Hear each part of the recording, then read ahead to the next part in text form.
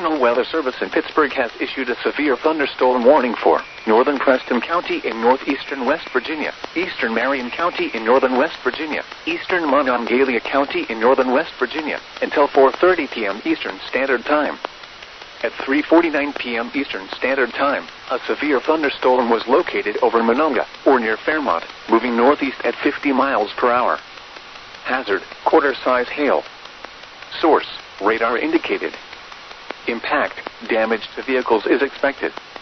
Locations impacted include Morgantown, Fairmont, Westover, Star City, Pleasant Valley, Winfield, Barrettville, Monongah, Grahamville, Brookhaven, Cassville, Ryabsville, Granttown, Reedsville, Masontown, Farmington, Worthington, Brewston Mills, and Booth.